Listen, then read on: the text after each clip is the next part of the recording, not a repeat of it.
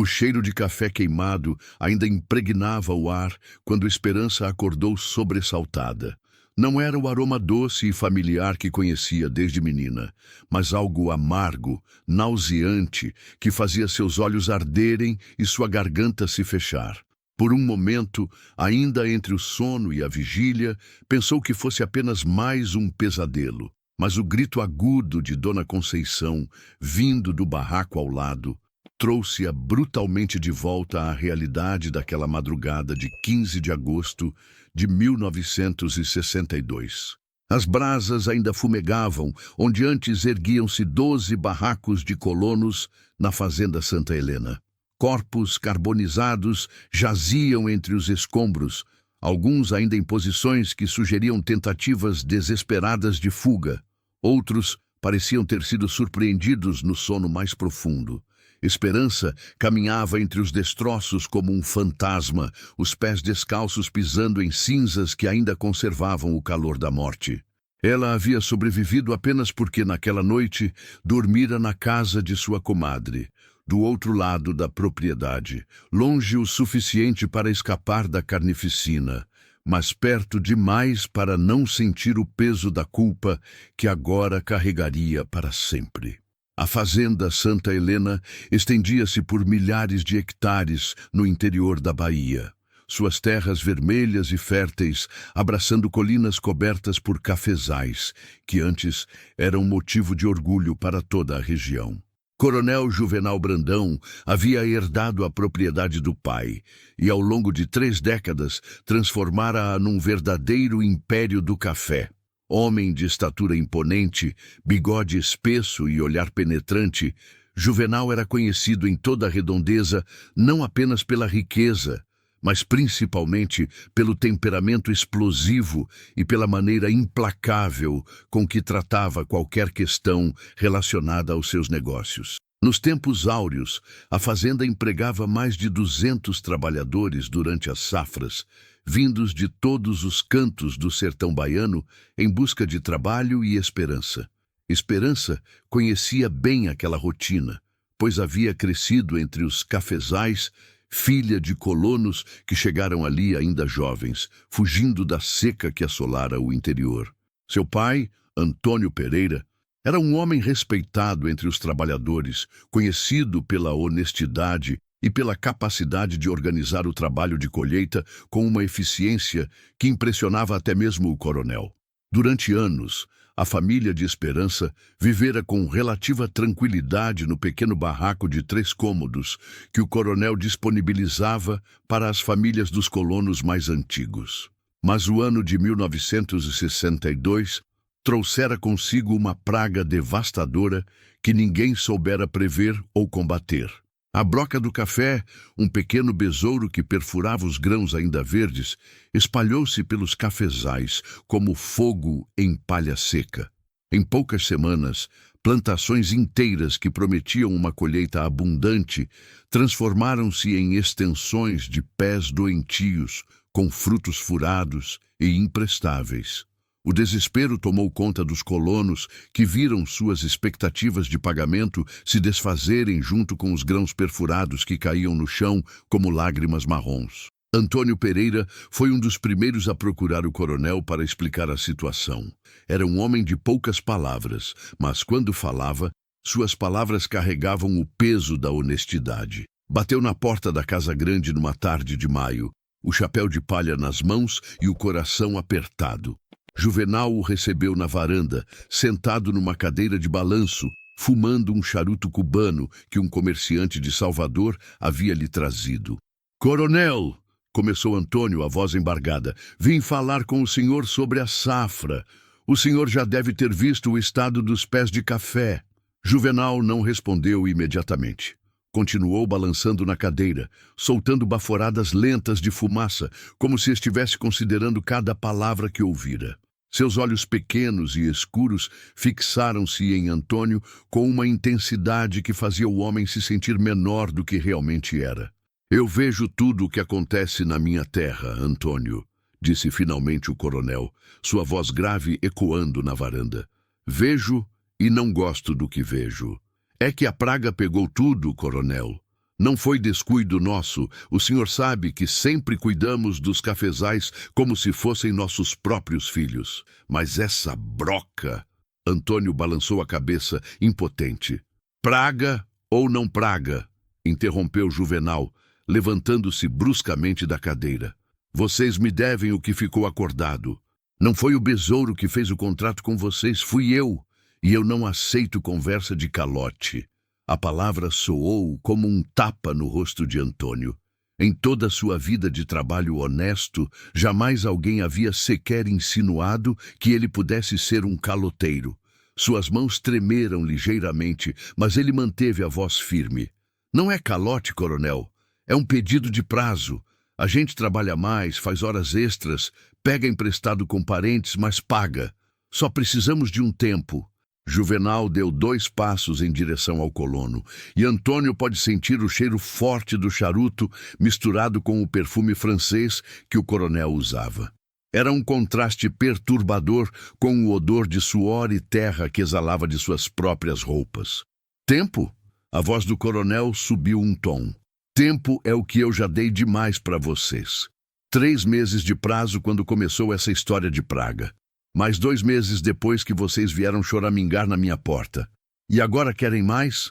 Coronel, por favor. Antônio começou, mas foi interrompido pelo gesto brusco da mão de Juvenal. Não quero mais conversa. Ou vocês pagam até o fim do mês, ou... Juvenal parou, como se estivesse saboreando o que ia dizer. Ou vocês vão conhecer como eu trato quem não cumpre palavra. Esperança sabia dessa conversa, porque seu pai chegara em casa naquela noite mais silencioso que o normal. Ela estava preparando o jantar no fogão de lenha quando ele entrou, tirou o chapéu e pendurou na parede. Um gesto que fazia há décadas, mas que naquela noite parecia carregar o peso do mundo. Que foi, pai? Perguntou ela, mexendo o feijão com uma colher de pau gasta pelo tempo. Antônio sentou-se na cadeira de madeira que ele mesmo havia feito anos atrás, quando ainda acreditava que construiria uma vida próspera naquela fazenda. Olhou para as próprias mãos, calejadas por décadas de trabalho duro, e suspirou fundo. O coronel não quer mais conversa sobre prazo, disse ele, a voz baixa. Disse que se não pagarmos até o fim do mês, vamos conhecer como ele trata quem não cumpre palavra. Esperança sentiu um arrepio percorrer sua espinha. Conhecia o coronel desde pequena, tinha visto como ele tratava quem o contrariava. Havia histórias na região, sussurradas entre os trabalhadores, sobre fazendeiros vizinhos que haviam desaparecido após desentendimentos com Juvenal. Sobre trabalhadores que questionavam suas ordens e nunca mais eram vistos. Sobre famílias inteiras que saíam da fazenda no meio da noite, levando apenas o que conseguiam carregar. A gente tem como juntar o dinheiro, pai. Antônio balançou a cabeça lentamente. Mesmo vendendo tudo que temos, não dá nem a metade do que devemos. E os outros colonos estão na mesma situação que a gente. Nos dias que se seguiram, uma atmosfera de tensão pairou sobre os barracos dos colonos como uma nuvem escura antes da tempestade. As conversas eram sussurradas, os olhares mais furtivos, as crianças brincavam em silêncio, como se instintivamente soubessem que algo terrível se aproximava. Esperança observava tudo com o coração apertado, vendo o desespero crescer nos rostos das pessoas que conhecia desde criança. José Batista, o colono mais antigo da fazenda, tentara organizar uma reunião entre todos os endividados para ver se conseguiam alguma solução coletiva. Era um homem de seus 60 anos, cabelos brancos e costas curvadas por tanto tempo carregando sacos de café. Tinha a sabedoria de quem vivera muito e vira muita coisa, mas também carregava o cansaço de quem já não acreditava mais em milagres. Pessoal, disse ele, numa noite em que se reuniram no seu barraco, à luz fraca de um lampião a querosene dançando nas paredes de taipa. Vocês sabem como eu sou. Nunca menti para ninguém. Nunca pintei situação mais bonita do que ela realmente é. Os 12 homens que constituíam as famílias colonas endividadas estavam ali, alguns acompanhados de suas esposas. O silêncio era pesado, quebrado apenas pelo crepitar da chama do lampião e pelo som distante de grilos no pasto. A situação não tem jeito, continuou José. Não temos como pagar o que devemos, e vocês conhecem o coronel tão bem quanto eu. Então o que vamos fazer? Perguntou Manuel dos Santos, um homem forte de seus 40 anos, pai de 5 filhos. Fugir no meio da noite como cachorro sem dono? E ir para onde? Retrucou Severino Bezerra. Com essa fama de caloteiros que o coronel vai espalhar para todo mundo, não vamos conseguir trabalho nem nas fazendas mais distantes. Então ficamos aqui esperando o que ele vai fazer com a gente?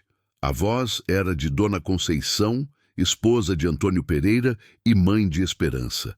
Era uma mulher pequena, mas de personalidade forte, que nunca se intimidara diante das dificuldades da vida no campo. Um silêncio incômodo tomou conta do grupo. Todos sabiam que Juvenal não era homem de perdoar dívidas, mas ninguém queria dar voz aos pensamentos mais sombrios que passavam pela cabeça de cada um.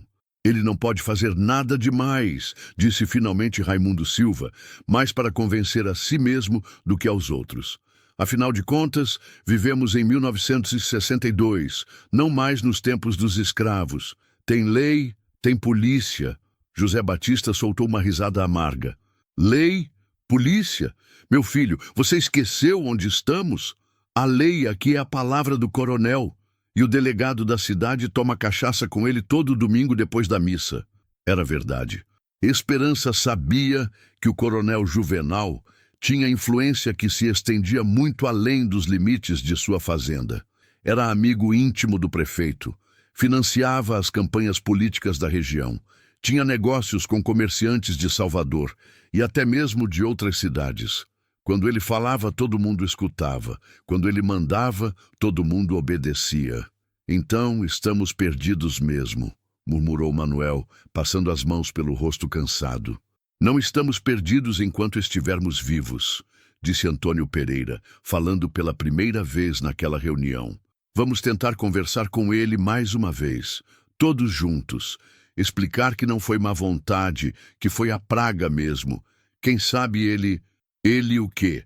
José Batista olhou para Antônio com uma expressão que misturava compaixão e incredulidade. Antônio, você acha mesmo que o coronel vai mudar de ideia? Você viu como ele te tratou quando você foi falar com ele sozinho.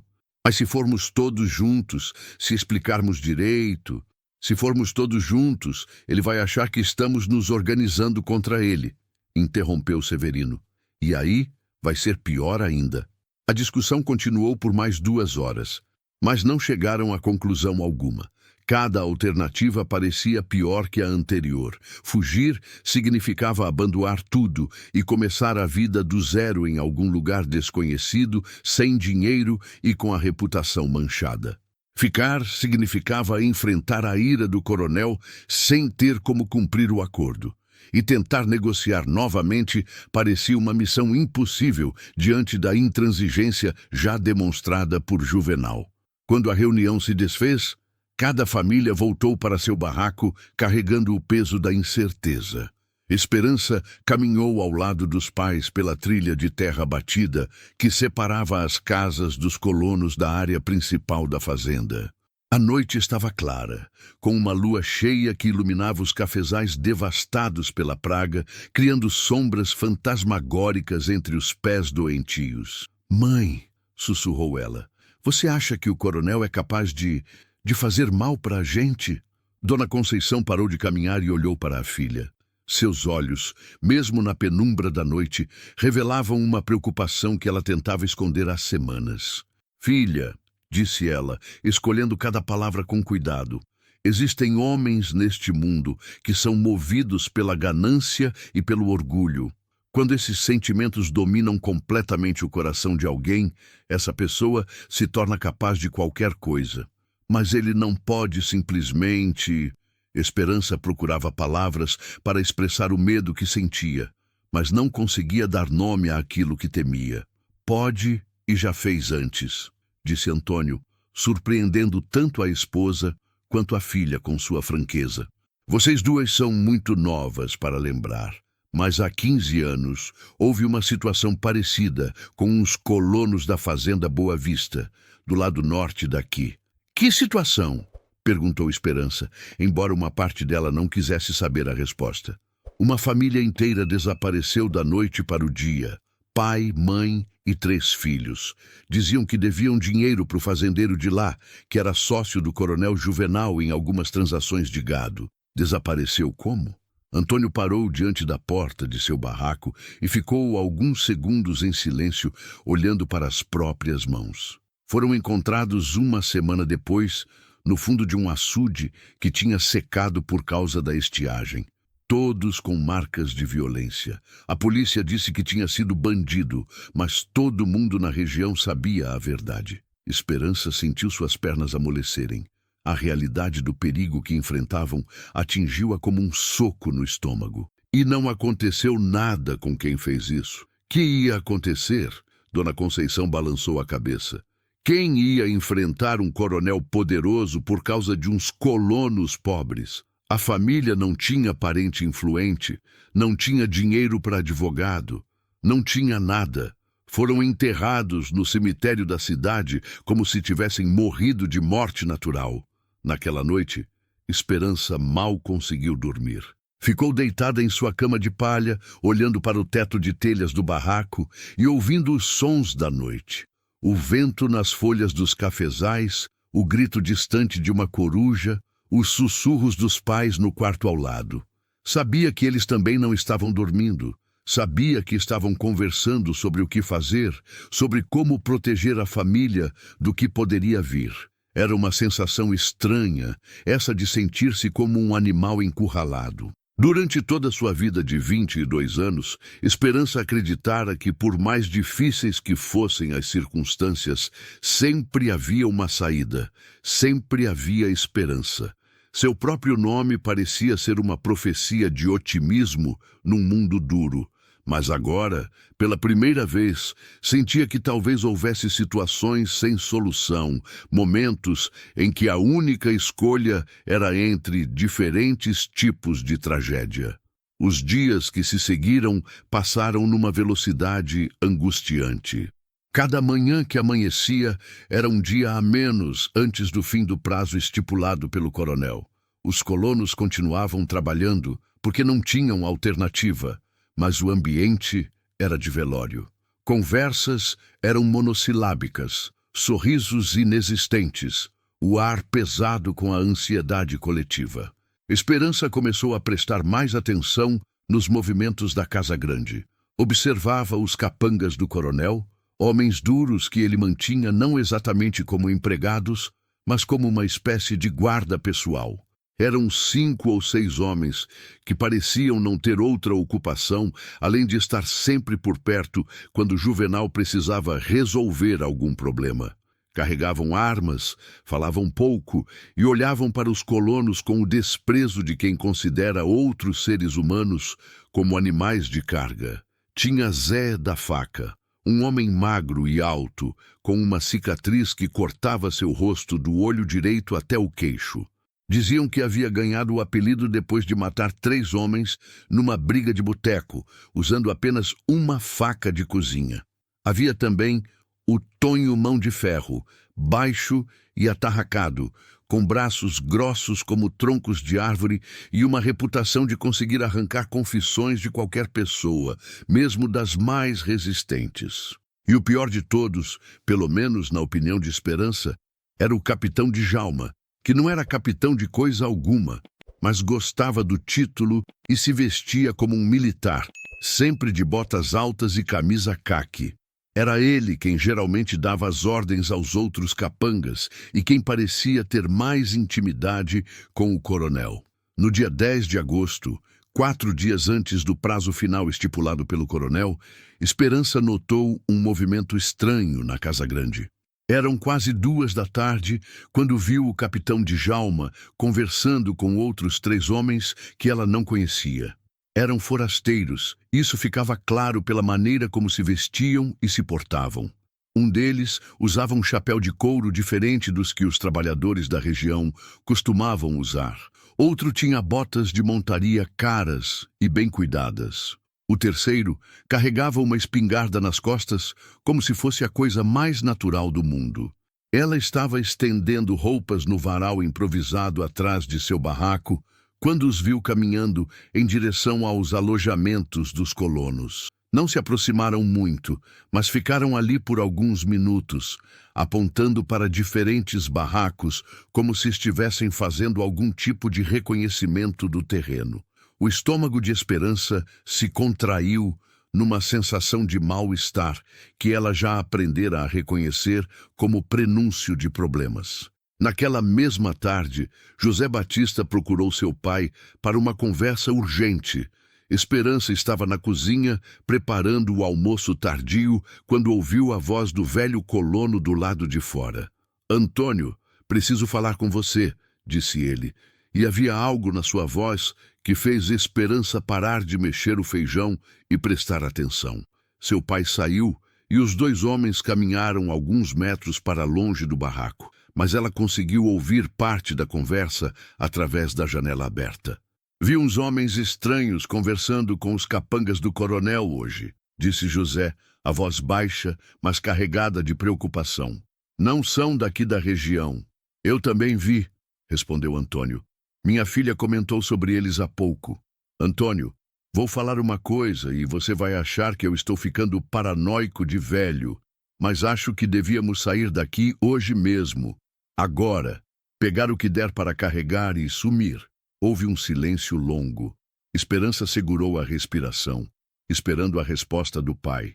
«José, a gente não tem para onde ir. E se sairmos correndo assim, vamos confirmar na cabeça dele que somos uns caloteiros mesmo.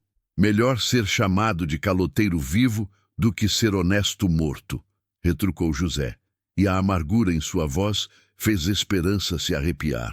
«Você acha mesmo que ele seria capaz de... Antônio, você conhece o coronel Juvenal há quanto tempo? 15 anos? 20? Já viu ele perdoar alguma dívida? Já viu ele aceitar desculpa de alguém? Não, mas nada. E esses homens que chegaram hoje não vieram aqui para colher café. Vieram armados e estavam olhando nossos barracos como quem está planejando alguma coisa». Esperança sentiu suas mãos tremerem.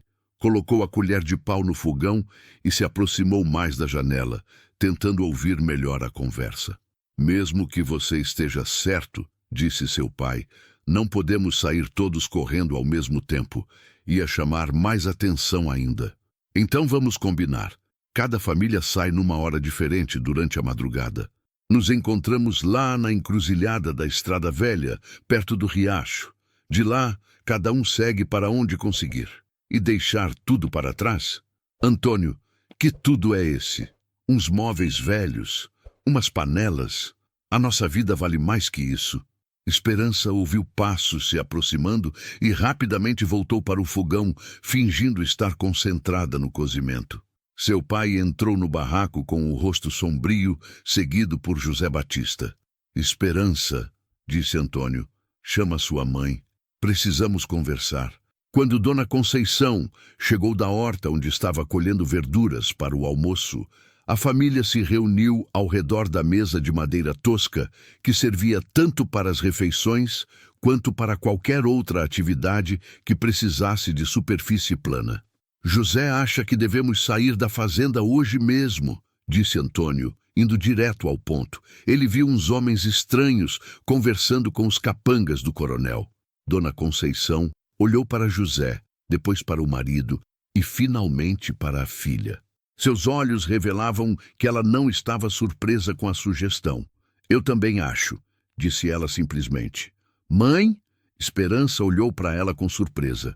«Filha, uma mulher desenvolve um instinto para sentir o perigo, e eu estou sentindo há dias que algo muito ruim vai acontecer.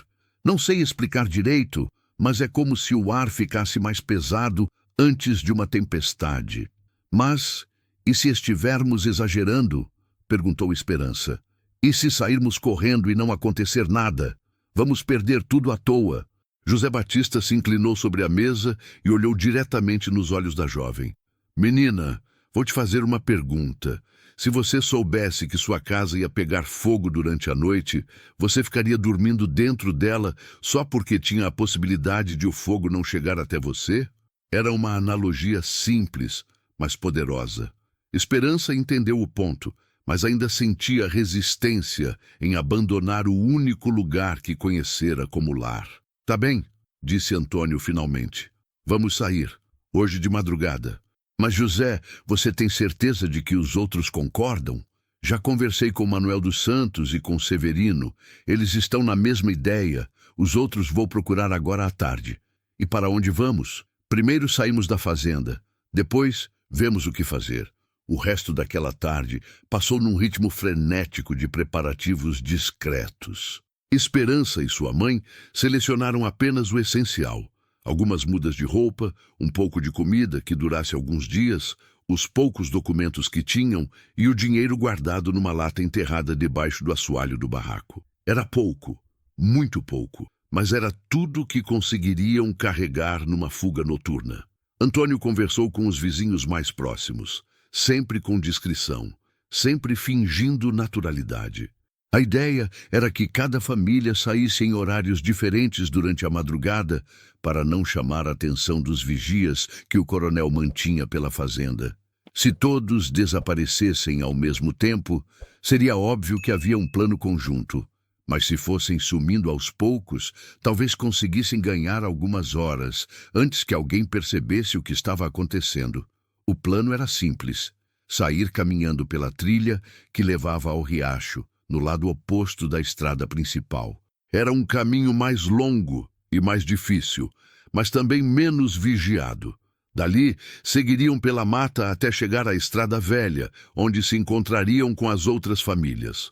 Depois, cada um seguiria seu próprio destino.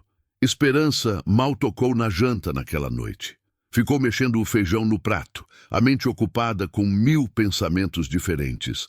Estava com medo de partir, mas também com medo de ficar.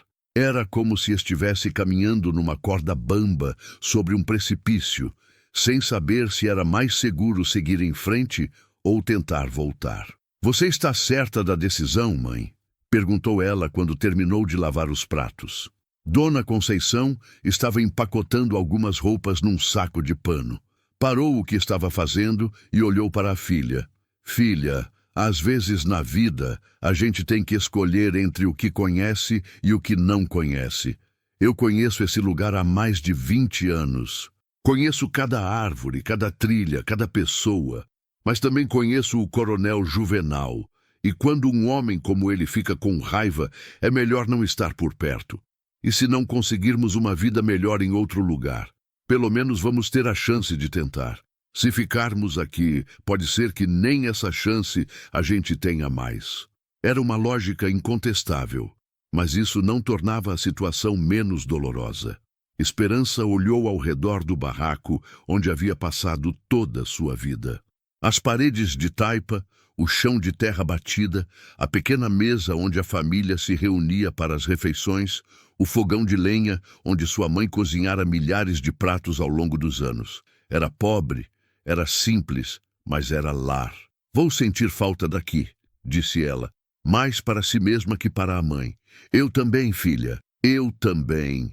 Às 10 da noite, quando normalmente já estavam todos dormindo, a família fez uma última verificação dos preparativos. Cada um carregaria uma trouxa pequena, para parecer que estavam apenas saindo para alguma necessidade noturna, caso fossem vistos pelos vigias. O plano era caminhar normalmente até o riacho, como se fosse algo rotineiro, e só então seguir pela mata em direção ao ponto de encontro. Lembrem-se, disse Antônio em voz baixa, se alguém nos parar pelo caminho, estamos indo ao riacho buscar água porque a bomba do poço quebrou. É uma desculpa simples e acreditável. Às 2 horas da madrugada, saíram do barraco pela última vez. A noite estava clara, com muitas estrelas no céu, mas isso não os tranquilizava. Luz demais significava mais chances de serem vistos. Caminharam em silêncio pela trilha de terra, os pés pisando suavemente para não fazer ruído desnecessário. Esperança olhou para trás uma vez só. quando já estavam a uma distância segura do barraco. Viu a pequena construção de taipa recortada contra o céu estrelado, solitária e silenciosa. Teve a sensação estranha de que nunca mais voltaria a ver aquele lugar e que talvez fosse melhor assim. Chegaram ao riacho sem incidentes. A água corria baixa por causa da época seca, mas ainda produzia o som suave que Esperança associava às noites tranquilas de sua infância, quando vinha ali com outras crianças para brincar e se refrescar. Agora, o mesmo som parecia melancólico, como uma despedida. Começaram a caminhar pela margem do riacho, seguindo o curso d'água em direção à mata mais densa. Era um caminho que conheciam bem, por onde haviam passado centenas de vezes em caçadas, pescarias e coletas de frutos silvestres. Mas nunca numa fuga noturna, carregando tudo o que possuíam no mundo. Quando estavam a meio caminho do ponto de encontro, ouviram um ruído atrás deles.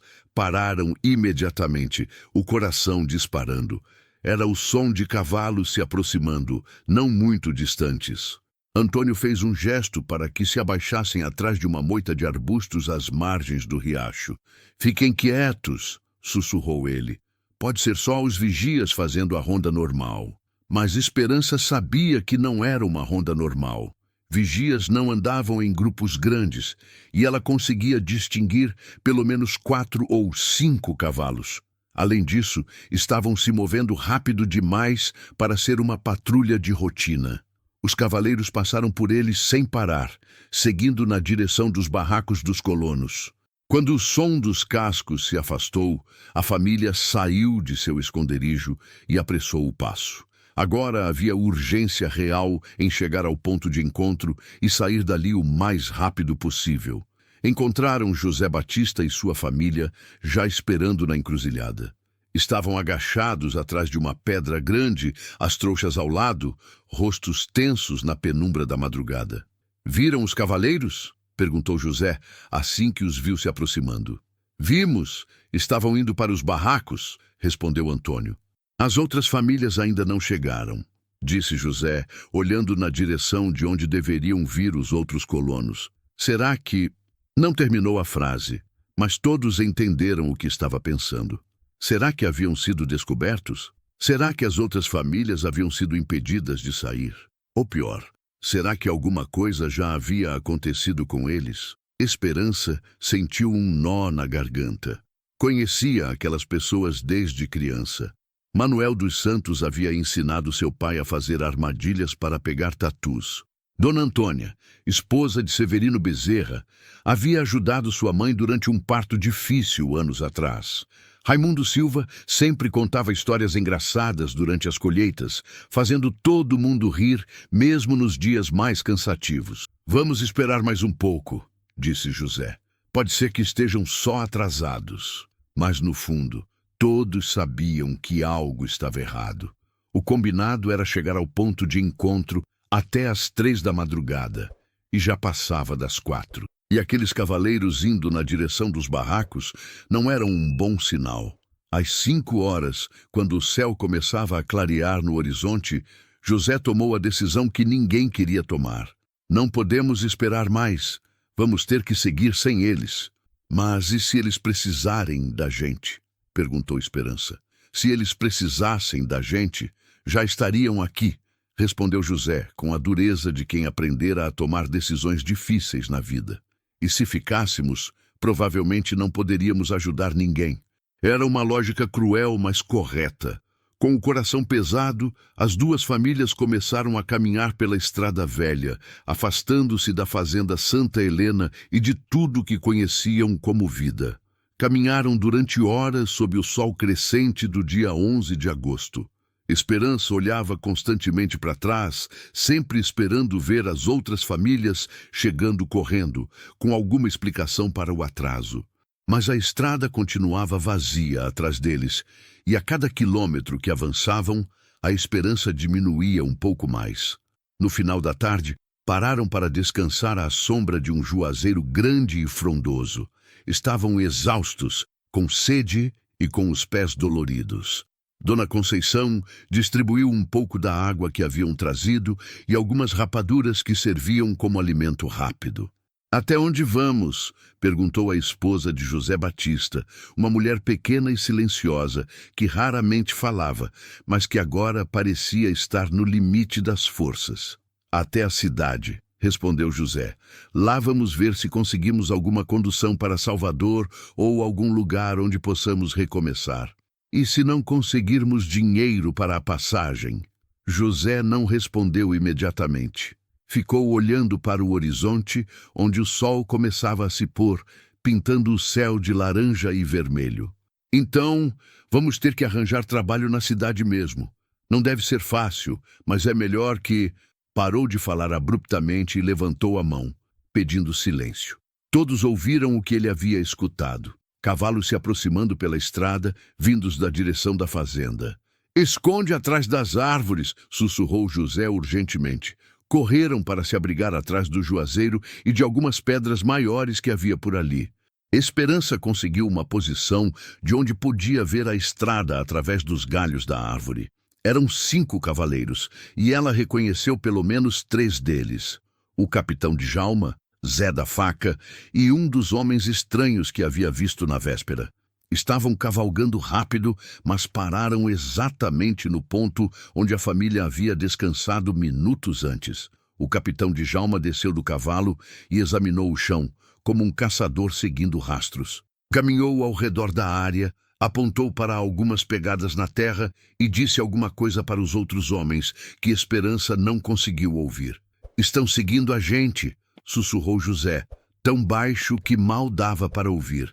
Os cavaleiros ficaram ali por alguns minutos que pareceram horas eternas. Esperança tentava controlar a respiração, com medo de que o som pudesse denunciá-los. Seu coração batia tão forte que ela tinha certeza de que todos ao redor podiam ouvir.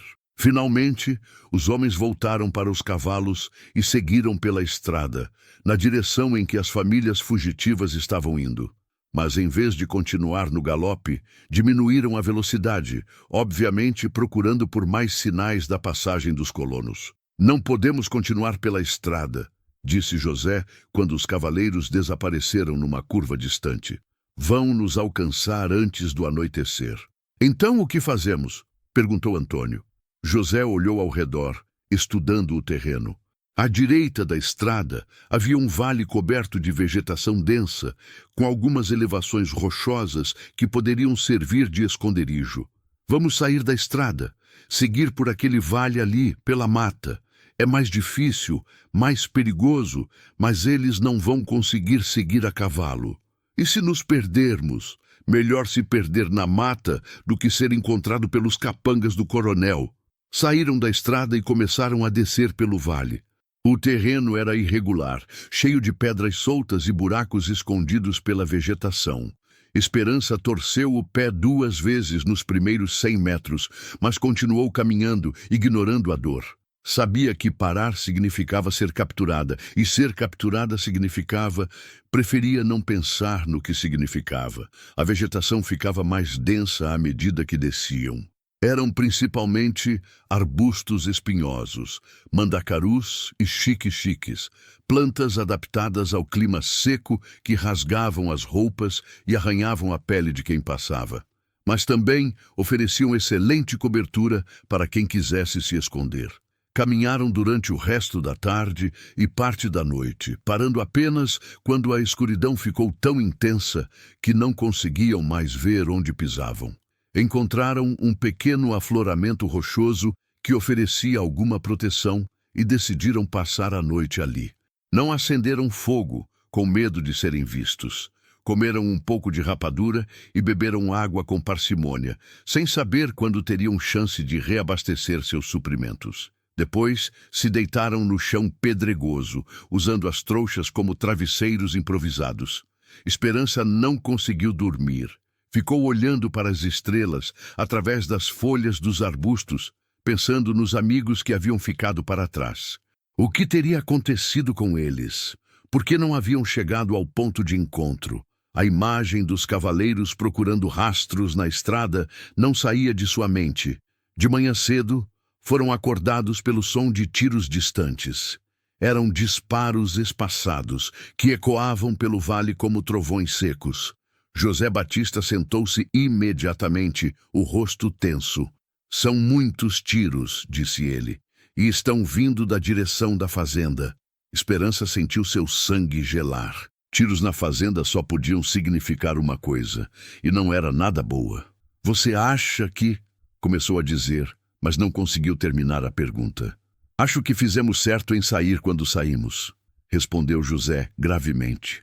Os tiros continuaram por mais alguns minutos e depois pararam. Um silêncio pesado se instalou no vale, como se até os pássaros e insetos estivessem prestando respeito ao que havia acontecido. "Vamos continuar", disse José, levantando-se e pegando sua trouxa. "Quanto mais longe estivermos daqui, melhor." Caminharam o dia inteiro pelo vale, seguindo sempre na direção oposta à fazenda. No fim da tarde, chegaram a uma estrada secundária que não conheciam. Era menor que a estrada principal, mais bem conservada, e parecia levar a alguma cidade ou povoado. "Por onde seguimos?" perguntou Antônio. José olhou para os dois lados da estrada, tentando se orientar pela posição do sol. "Para a esquerda", decidiu. "Se não me engano, essa direção leva para Itapetinga. É uma cidade maior. Vai ser mais fácil nos misturarmos por lá." Começaram a caminhar pela estrada, mas sempre prontos para se esconder caso aparecesse alguém. Não queriam correr o risco de encontrar conhecidos que pudessem levantá-los de volta ao Coronel Juvenal. Quando o sol estava se pondo, viram fumaça subindo no horizonte na direção de onde haviam vindo. Era uma fumaça densa e escura, que se erguia em várias colunas, como se várias coisas estivessem queimando ao mesmo tempo. Esperança parou de caminhar e ficou olhando para a fumaça. Seu coração se apertou numa dor que ela nunca havia sentido antes. Sabia, com uma certeza que doía fisicamente, que aquela fumaça vinha dos barracos dos colonos, e que as pessoas que não haviam conseguido fugir estavam naqueles barracos quando eles pegaram fogo. "Meu Deus!" sussurrou Dona Conceição, fazendo o sinal da cruz. "Não olhem para trás", disse José, a voz embargada.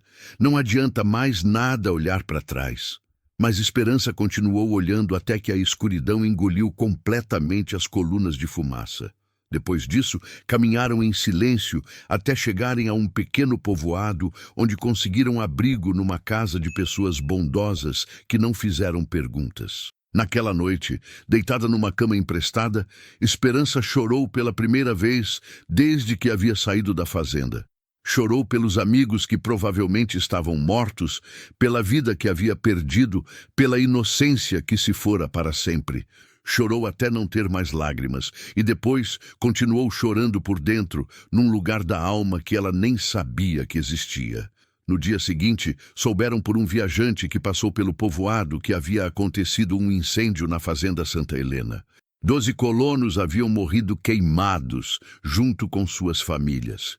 O coronel Juvenal contara para a polícia que os colonos estavam planejando um levante e que seus capangas haviam agido em legítima defesa.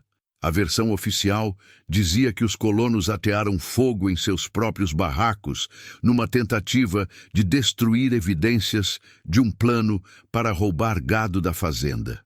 O incêndio havia saído de controle e eles acabaram morrendo nas chamas. Era uma história absurda, cheia de contradições, mas que seria aceita sem questionamentos pelas autoridades locais. Esperança sabia que essa seria a versão que ficaria para a história, que não haveria investigação real, não haveria justiça, não haveria punição para os culpados. Os 12 colonos seriam enterrados como bandidos e o coronel Juvenal continuaria sendo respeitado como um homem de bem que havia defendido sua propriedade contra criminosos. Mas ela sabia a verdade. E enquanto vivesse, carregaria essa verdade como uma chama acesa no peito, uma chama que ardia como as brasas dos barracos onde seus amigos haviam morrido, uma chama que nunca se apagaria completamente, mesmo nos dias mais frios e escuros que estavam por vir. Se essa história tocou seu coração, deixe seu like. Sua curtida nos motiva a continuar contando essas histórias fascinantes do sertão nordestino. E se inscreva para acompanhar as próximas histórias. Até breve.